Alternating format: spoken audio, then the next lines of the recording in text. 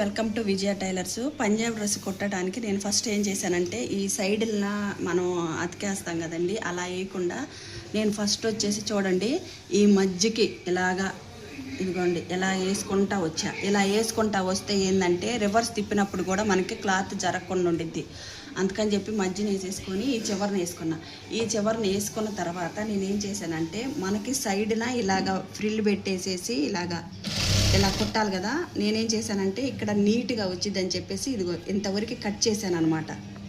చూడండి ఇలా కట్ చేశాను అనమాట. ఇలా కట్ చేసింది ఇలా స్టిచ్చింగ్ చేస్తే చూడండి ఎంత నీట్గా వచ్చిందో చూడండి. ఇదిగోండి ఇలాగా సూది దించేయాలి. ఇలా దించేసిన తర్వాత దీన్ని ఇలా తిప్పేసేసుకోవాలి. పాదం లేపుకుంటూ తిప్పుకొని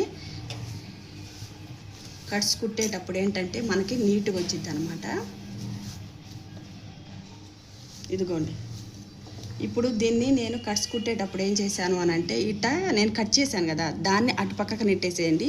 ఇటు పక్కది ఉంటుంది కదండి, దీన్ని ఏం చేస్తారు అని అంటే ఇక్కడ నేను వీల్తో ఇలాగా పెట్టేసేసుకున్నాను అనమాట. నాకు ఇక్కడ కనపడుతున్నాయి చూడండి, జూమ్ చేసి చూపిస్తాను. ఇక్కడ కనపడుతున్నాయి కదా, ఇదిగోండి దీన్ని ఇలా ఫస్ట్ ఫోల్డింగ్ చేసేసుకోండి. మళ్ళీ మనం ఎంతవరకు కావాలో అంతవరకే వచ్చింది అనమాట. చూడండి ఇప్పుడు నేను అక్కడెక్కడో ఫోల్డింగ్ చేస్తే ఇక్కడికి వచ్చేసింది చక్కగా. ఇదిగోండి దీన్ని ఇలా ముందుకు అనుకొని ఇదిగోండి ఇలా పెట్టేసేసి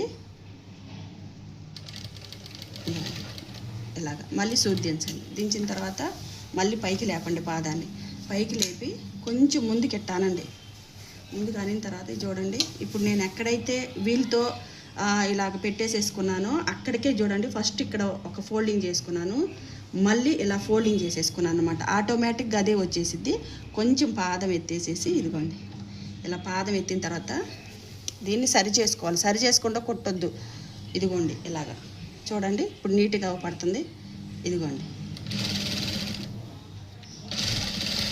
అలా అనమాట. ఇదిగోండి మళ్ళీ చివరి దాకా ఇదిగోండి మళ్ళీ ఫోల్డింగ్ చేసుకుంటారండి. చివరి దాకా అలాగే వస్తే మనకేందంటే కాటన్ కదా, ముడతలు లేకుండా ఉంటాయి. ఇదిగోండి చూడండి ఇలాగా